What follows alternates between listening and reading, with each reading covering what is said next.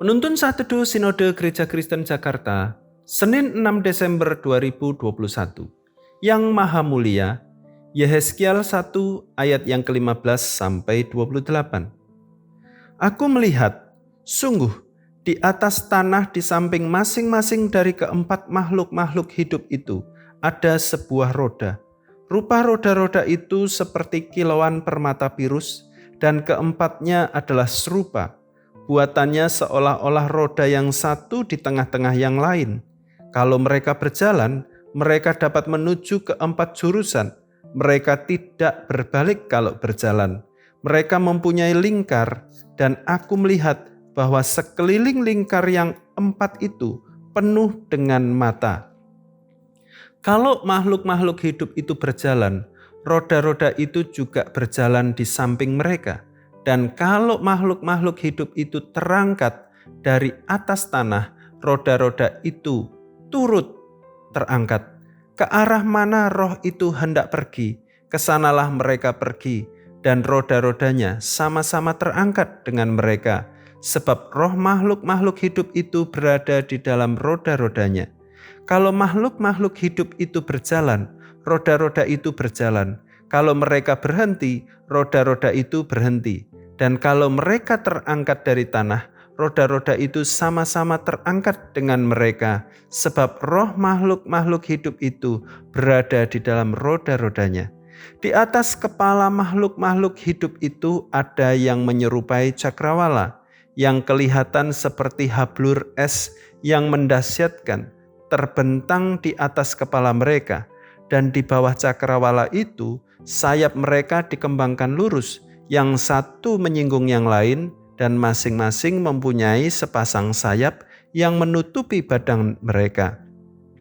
Kalau mereka berjalan, aku mendengar suara sayapnya seperti suara air terjun yang menderu, seperti suara yang maha kuasa, seperti keributan laskar yang besar.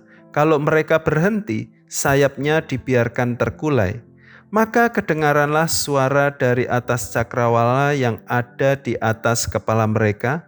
Kalau mereka berhenti, sayapnya dibiarkan terkulai. Di atas cakrawala yang ada di atas kepala mereka ada menyerupai tahta yang kelihatannya seperti permata lazurit, dan di atas yang menyerupai tahta itu ada yang kelihatan seperti rupa manusia.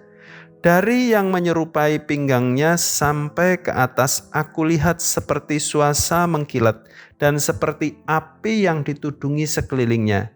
Dan dari yang menyerupai pinggangnya sampai ke bawah aku lihat seperti api yang dikelilingi sinar.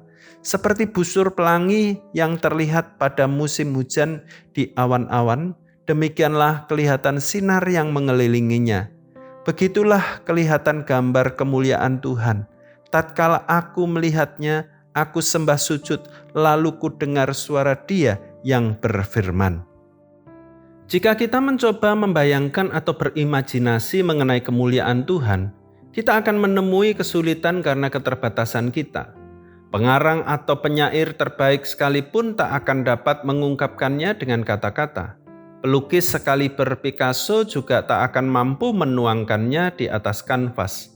Pencipta lagu dan penyanyi tak akan bisa melantunkannya. Pemahat patung kelas dunia pun tak akan sanggup memahat sosok yang maha mulia. Begitu juga yang dialami Yehezkiel. Betapa ia terbata-bata ketika melihat kemuliaan Tuhan. Kemuliaan Tuhan terlalu dahsyat untuk dapat diuraikan. Tidak heran ketika kita membaca upaya Yehezkiel menggambarkannya, semakin banyak kata digunakan justru semakin bingung kita membayangkannya. Coba bayangkan ayat 15-28a. Misalnya, sangat sulit bukan?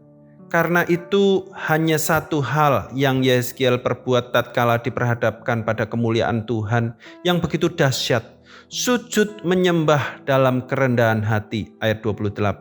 Yang maha mulia, yang jauh melampaui pikiran manusia, tak bisa digambarkan oleh apapun di muka bumi ini. Manusialah satu-satunya ciptaan Allah yang disebut gambar Allah, Kejadian 1 ayat 26-27. Manusia diciptakan Allah dengan menyandang citra Allah, imago Dei.